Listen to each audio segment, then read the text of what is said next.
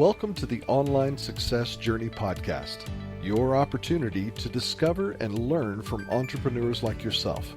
This is not your typical podcast, but a place where you can get the real story and find out how real people encounter speed bumps and detours, but journey through to find success.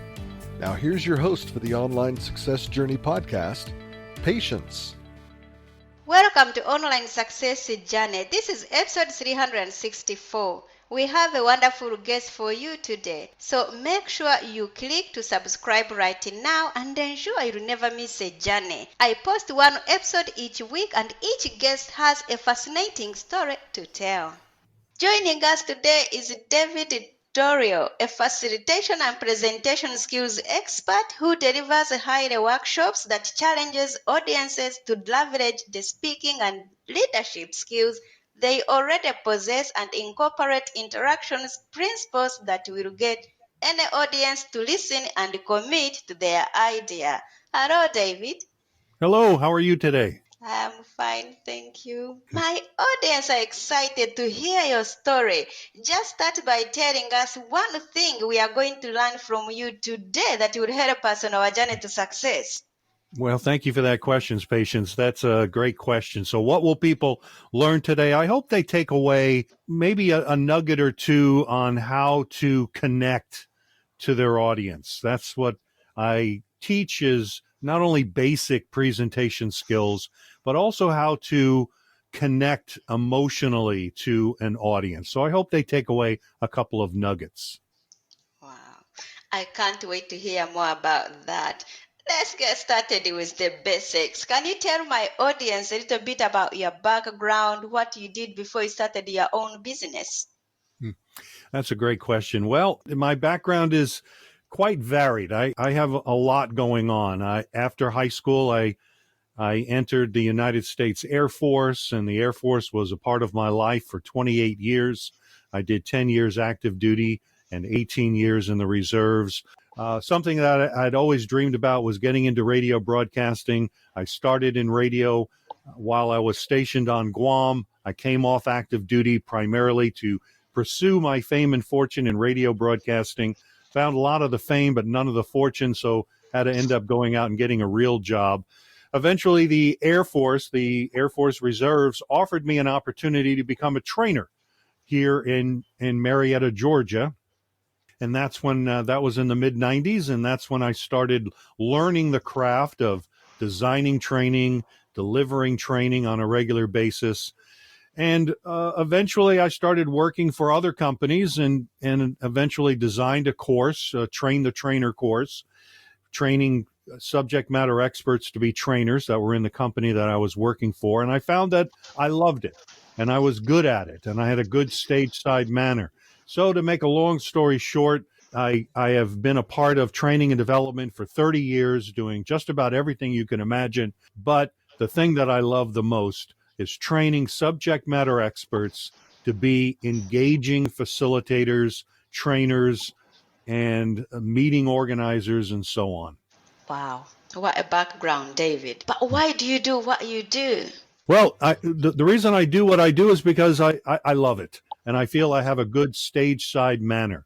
What I have found along the way when it comes to speaking skills, public speaking skills, people get a little sensitive when you give them constructive feedback. And also people are a little sensitive. What I have found is that subject matter experts feel that because they are an expert in the field, that automatically makes them an expert speaker or an expert trainer. And I'm not trying to come across as that I know it all, but I feel that I am an expert in facilitation skills and helping people to engage an audience. Being an expert in your craft or in your field is great. You need to have that foundation. But what you also need to understand is how to engage an audience, how to craft your message so you have a great opening, a conclusion, transitions, and so on, so your message sticks. So I feel that I know this well, and I love teaching presentation skills. Let's put man aside. How do you know you are successful? How do I know that I am successful? That is a great question. Well, one of the ways that I know that I am successful is because of the feedback that I get from my clients. I have over 120 recommendations on LinkedIn. I'm trying to, you're asking some really good questions, and I love those questions that really make me think. So when things were really going right for me, I guess is that I'm 65 years old. I'm not having a difficult time finding employment or finding clients. I've heard of, and I feel that at my age and so on, that that may limit some people because of their age. Maybe not, but at least that's my thinking at times. So when did I think that it all went well? I guess when I first started in training, I just knew that this was for me. I really took to it. I understood the process of designing training, learning. I'm not saying I knew all this at the beginning. I've learned training by the seat of my pants. I've gone to the Dave D School of Hard Knocks, learning training and development. And I'm still learning today. But I knew in the beginning that this is what I wanted to do. I left radio broadcasting. I also was doing a lot of theater, community theater at the time. And I knew that this is what I wanted to do. I understood objectives, and I understood that I needed to learn how to engage an audience. So I guess when did it all kind of click? Right at the beginning, when I was introduced to training, being a part of it, being a subject matter expert, and learning the craft of training and development. What have you learned from business as a whole? Well, that's an area that I am still learning. I think that the biggest thing in business is that I've learned is that it's not about me. It's what is it that I can bring to my audience. It's not I do this and I do that and I do this other thing. It's what is it that I have that can benefit you or benefit my audience. So that's one of the big things that I've learned. And the other thing I've learned is I need to have focus. I need to, when it comes to presentation skills, anybody can benefit from presentation skills. So when someone asks, who's my audience? Well, everybody. Well, that doesn't work. So I need to have a specific audience. And my specific audience, or my sweet spot, is the IT industry, and working with folks that are transitioning from developers in software into a training role or into a sales role or into a leadership role that need to engage their audience. Tell us, what is the secret to a powerful presentation and being also engaged from the stage? That another great question. So the secret to a good presentation, the first secret is you need to know your audience.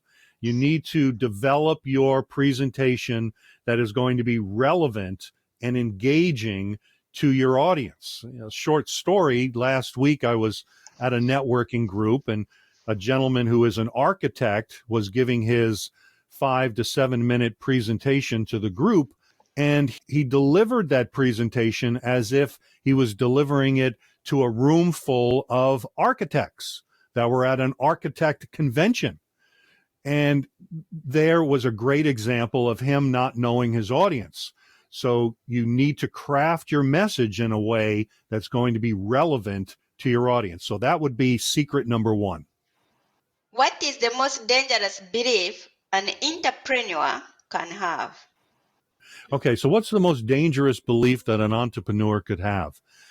And another great question. I would say that the most dangerous belief is that they can do everything for anybody. And I've come across that especially with coaches.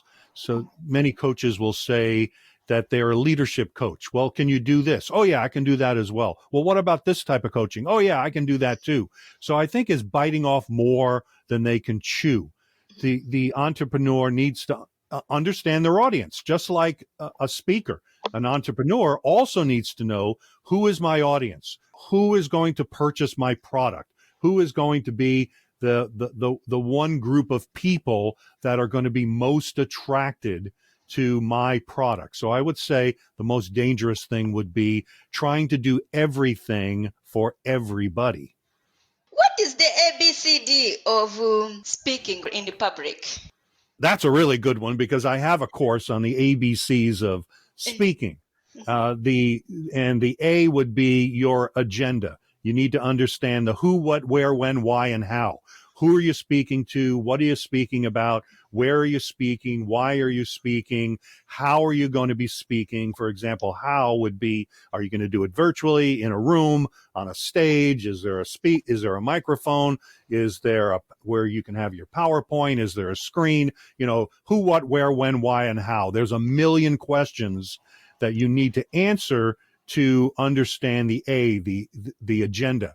The purpose of and I'll get to the B and C in just a moment, but the objective of understanding your ABCs is that the more that you're able to prepare for your speaking engagement, the more question marks you eliminate from your head, so you feel more relaxed and you feel that you are ready to speak to your audience. Now, let me take a sidetrack here. Being nervous is normal. Everybody says, "Oh, I'm so nervous when I speak." Well, guess what? You're normal. I get nervous. Everybody gets nervous before they speak. I was nervous coming into this presentation today, but it's normal. The thing is learning your foundational speaking skills. So this way, when it comes to speaking, that foundation is strong, that you can tap into your foundation so you can work through that nervousness or change it. It's not nervousness, it's excitement. I am so excited to be here today to talk to you, patients, and talk to all of your listeners. So back to the ABCs. A is your agenda. B is the beliefs. Your ABCs are extremely important. All of them are important, but this one I'd say is the most important. Have you ever heard someone say, "I can't get up and speak in front of an audience. There is no way. I'm too nervous to speak in front of this audience"? Well, right now they're killing their beliefs. They're already telling themselves that they're going to fail. Well, here's a trick. Number one, your audience wants you to be successful. Probably the only person in that room that feels that you're going to do a bad job is you, the speaker. Everybody wants you to be successful. Again, being nervous is normal. A, your agenda. B, your beliefs. And C are the 5 core communication skills. Listen, eye contact, breathing, vocal variety, and nonverbals are part of your C's. So, ABCs. If you could rerun the first year of your business, what would you definitely know to do? If I could go back and redo the first year of my business, I would hire a coach, a business coach, and help me to really get focused on who my audience is and what my message is. That's something that really took me some time to identify. And I in some ways, I'm still working on that today. So I would say that hiring a business coach and really clearly identify, who am I, what am I doing, who is my audience, and how can I best craft a message that's going to talk to my audience. What is the most valuable thing you have ever given away? Well, I still give away free coaching, especially to veterans. I am a veteran. I'm retired military, and I am a mentor with a couple of veterans groups. So I continue to give it away. And in trade, I ask that if they received value from my coaching, my 60-minute coaching, that they give me a review on LinkedIn and also on Google. So I would say that the most valuable thing that I've been able to give away is my coaching, which I continue to do today. What is one thing that has contributed to your success? Evaluating myself, watching my recordings. With Zoom, it's so easy to hit the record button and then to watch myself. So getting that feedback, not only from me watching myself, but I also ask my clients, what is it that I can do better? What is it that you felt that was maybe confusing? What did I do well? So I always ask those questions at the end of our coaching sessions. And I also record those, and I ask if I can keep those and to put those on my website or put them on LinkedIn so people can hear directly from my clients on what it is I'm doing well and what it is that I can do better. What grounds you? What grounds me? Well, that's something that I continue to work on every day. My wife is great at grounding me. My wife is great at saying, David, you've got to be here. You've got to be in the present moment. You can't be over there next week, or you can't be over here or over in this other place. I work with a therapist as well. I've been working with a therapist for a number of years.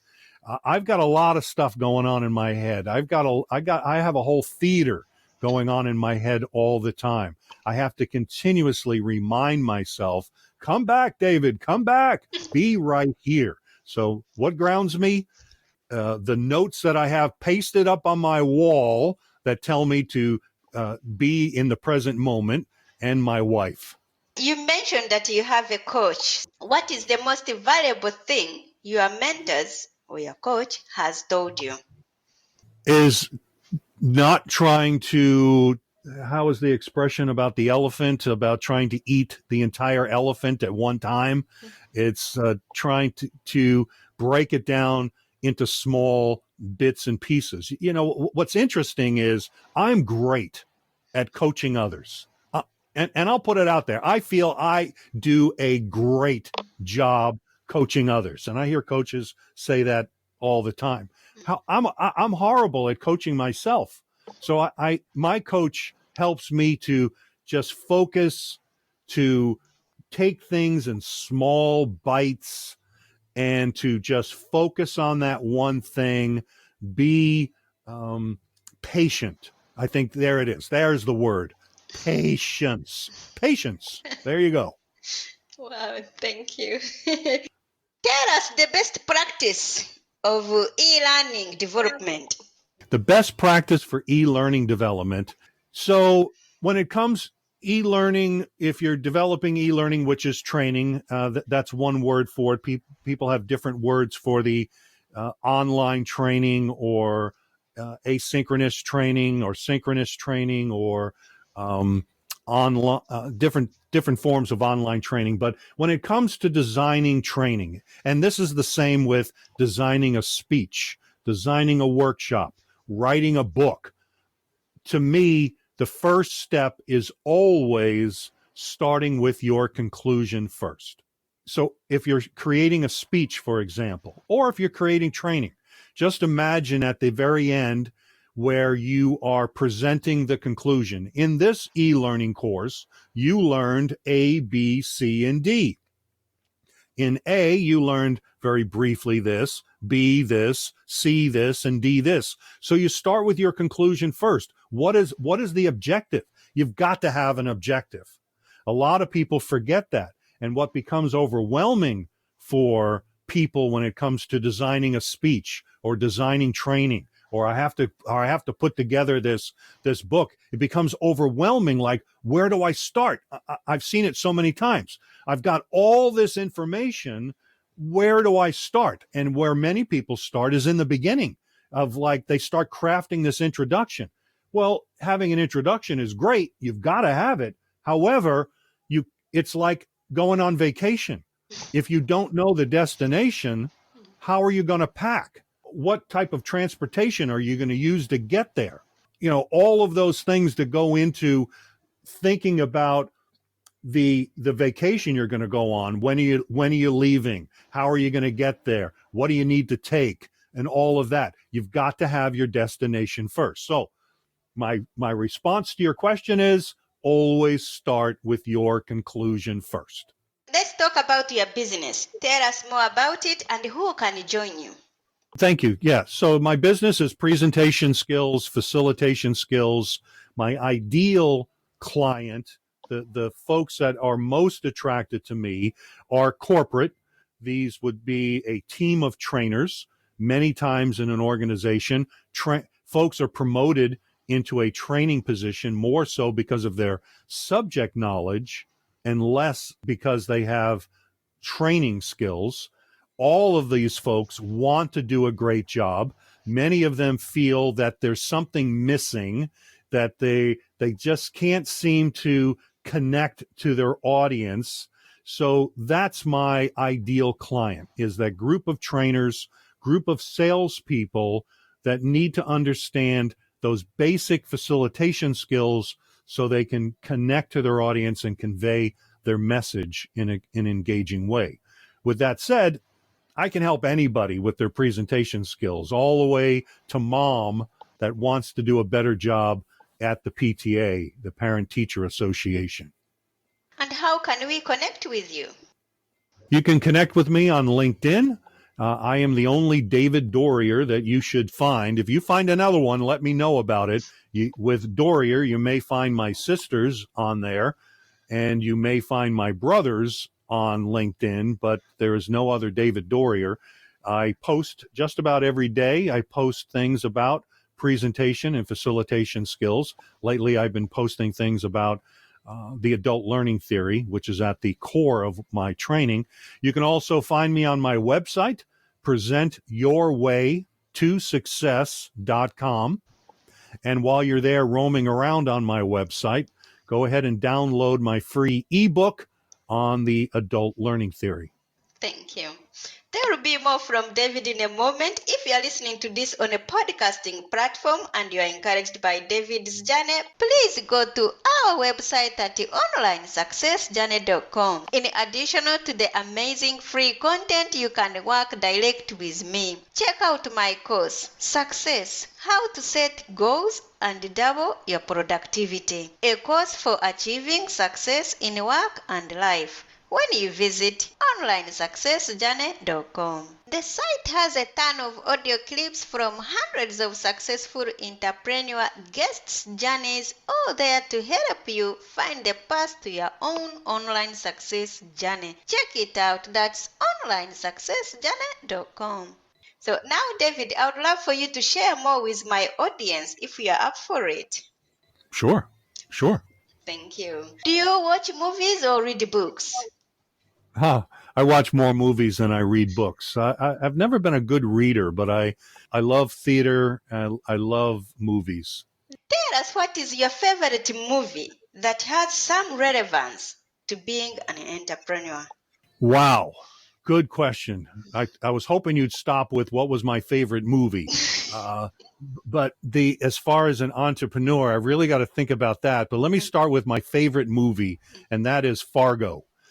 When that movie originally came out, I walked out of the theater and I looked at my wife and I said, that is the best movie I have ever seen. Maybe it doesn't relate to being an entrepreneur, but it definitely was one of the best movies I've ever seen. So the best movie that I've seen that relates to an entrepreneur, boy, I don't immediately have an answer to that one. I'm trying to stall long enough that I can think of it, but I don't have an answer. If your business was down to its last $100, how would you invest it? If I was down to my last $100, how would I invest it? I would invest it in finding the most creative way of connecting to the largest audience that I could with that last $100. Where is the best networking group with my best audience that I can have the best influence on? And that would be my last hurrah. What encouragement have you got for my audience who are not quite there yet? Just keep working at it. Just keep stumbling is good. Learn from your mistakes. I make mistakes just about every day, and we just pick ourselves up from our bootstraps and continue on. Get connected with like-minded people. Find groups that you can be a part of where people are sharing. Mastermind groups, for example, where you can listen to others, where you can share some of the things that you're struggling with, get feedback from other people. One of the things that I learned in training early on is that one of the best ways to learn something is to help somebody else. So when somebody else is struggling with a situation that maybe you struggled with, or maybe you are currently struggling with, but you're able to lend a hand to somebody else to give them ideas on how to work through whatever they are struggling with, that's a great opportunity for you to learn as well. Because again, the best way to learn is to train somebody else. If you are going to keep a note to yourself in your pocket every day, what would be written on it? If I was to keep a note in my pocket and I was to look at it every day, it would be, I've got everything that I need to be successful. I am like many other people. I've got those negative voices in my head, that imposter syndrome going on. I was not born with these skills to be a great presenter. I grew up as a kid as an introvert. I was very much an introvert when I was in the military, but I have found that I have ended up in a career field or career fields that have put me up in front of people. I didn't realize that when I was in radio that I'd end up in front of people by doing live broadcasts down at the car, the new car showroom or whatever. And now I'm up in front of people. I was an actor on stage for about 15 years, up in front of people. I'm a speaker. I'm a trainer, up in front of people. But I feel more comfortable in front of people than I do with small talk. So what would be on that piece of paper? David, you have all of the skills inside of you to be successful. What is your next chapter? My next chapter is continuing to write. I am starting to write a book on presentation skills.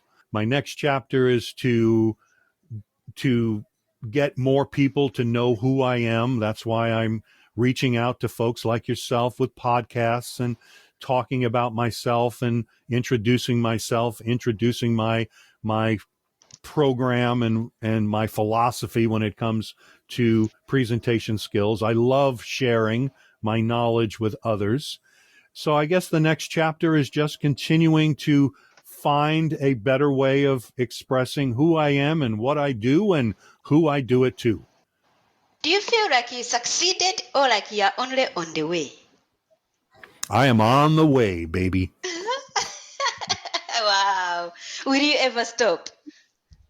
I can't stop. I mean, that's business. You can't stop. You can't get complacent. You've got to find the newest way of communicating to your audience.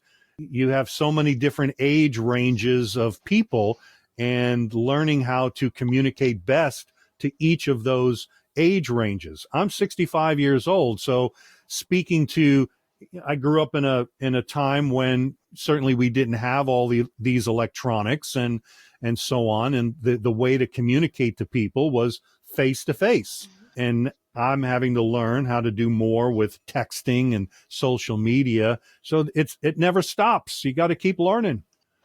Remind us how we can connect with you.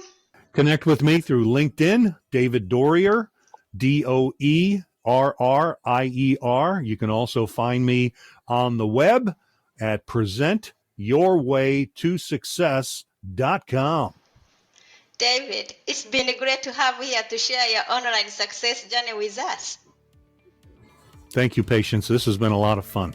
You are welcome. Remember, success is a journey. Don't wait. Let's start the journey. Patience and David. This is not the end of the journey. We hope you've enjoyed listening to Patience and her guest, and want you to know that there are hundreds of episodes available at onlinesuccessjourney.com. Patience would like to thank you for listening to the podcast, and she has a free gift for you on her website, including an audio compilation of her guests' best tips, uplifting stories, and even a bit of fun. Additionally, there are special clips of over 250 episodes that have never aired on the podcast and are only available to members of the Online Success Journey. Check the website and click on Join Now to get free and instant access. Of course, you know that listening to the journeys of others helps us each chart our own path. So make sure you're subscribed on the favorite platform you have to be notified as each new interview is posted. There are so many ways to stay connected to the online success journey and listen in. And if you're enjoying the podcast, we appreciate your help in telling others. One of the best ways to share the benefit you get is to rate and review the podcast at Apple Podcasts and other sites. We appreciate your help and your willingness to share the journey. One last thing. If you're feeling a bit lost or overwhelmed on your own journey, Patience can help. Check out our coaching sessions on how to set goals and double your productivity while you're at the website. Working with Patience is a great way to get back on the right path. On behalf of Patience, and until next time, thanks once more for listening. It is our hope that this podcast will guide you on your own online success journey.